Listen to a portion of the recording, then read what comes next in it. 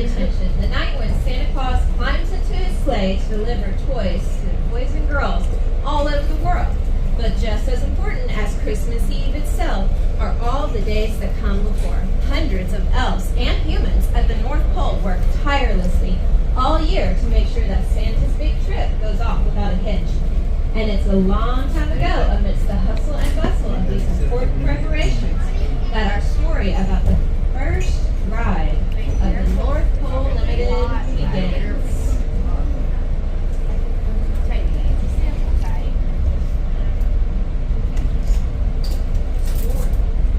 One day, just a few days before Christmas Eve journey, Santa made his way out to the sled shed just as his elves were harnessing Dasher and Dancer, Prancer and Vixen, Comet, Cupid, Donder, and Blitzen, and Rudolph, of course, for their first fully loaded test ride of the season.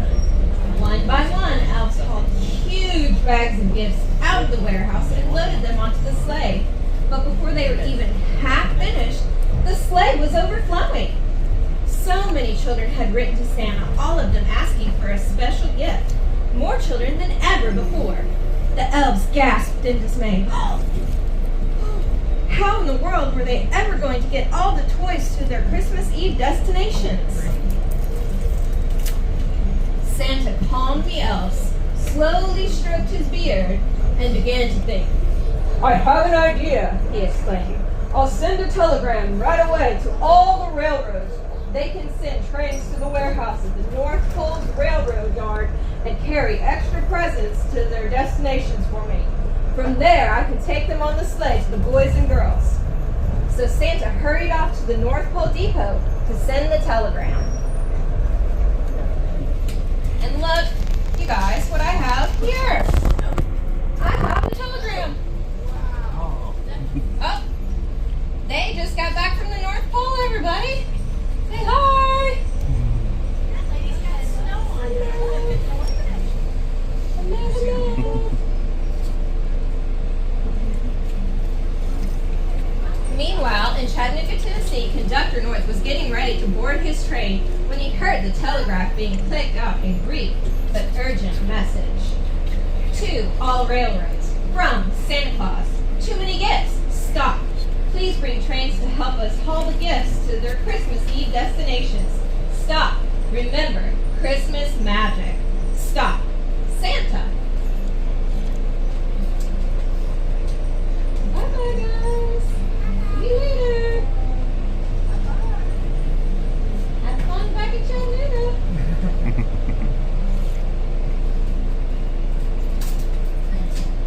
Conductor North quickly sprang into action and jumped onto the train, shouting out the news and announcing to everyone that they were making an emergency trip to the North Pole to help Santa carry gifts back to Chattanooga.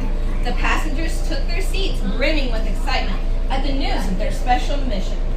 Conductor North told the engineer to depart quickly as possible, and the long train creaked and rumbled to life as it left the station, gathering speed with every chug.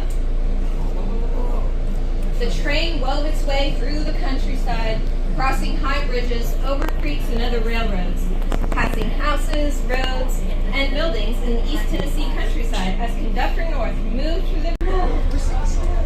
We're stuck! Are we stuck, guys? Nope! We got another train!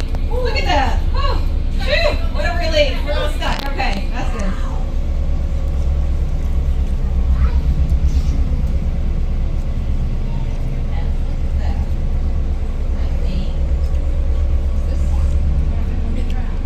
Traffic on the tracks, right? I don't see anybody.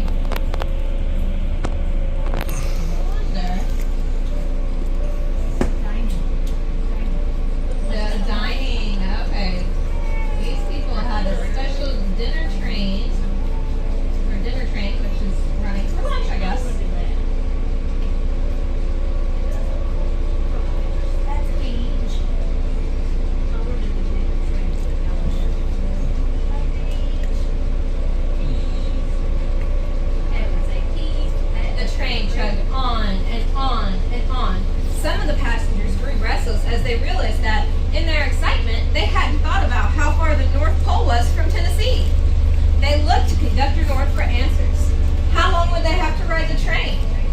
Conductor North also looked concerned. He took out a very old rail map and studied it carefully. The passengers were right. They were a very long way away from the North Pole. The trip could easily take several days, and no one was prepared for that. Were you guys prepared to be on the train for several days? Did you pack your toothbrush? Anybody? Anybody? Pack your toothbrush? Ready for several days? No? You are? I am. You are. All right. Conductor North again looked at the telegram, wondering how on earth Santa thought they would be able to help when the North Pole was so far from Chattanooga. Then he looked at the map again and thought, Santa, if you want our help, we're going to need some Christmas magic. Suddenly, then, just as quickly as it had entered the tunnel, the train burst out onto the other side. Soon they could see streets lined with elf cottages, Christmas lights ablaze, smoke wafting from their chimneys. They were already nearing the North Pole. The magic tunnel had brought them to their destination in less time than anyone could have imagined. Conductor North rushed through the cars announcing, "Next stop, North Pole Station." The passengers looked eagerly out of their windows, searching for some sign of their destination. But what they saw wasn't quite what they were expecting. Where was the snow? Where was Santa's house? Where was the giant North Pole itself? They didn't realize that Santa had built the North Pole rail yard in a place that's a little bit warmer than the rest of the North Pole, so it is easier for the railroad workers to manage the train.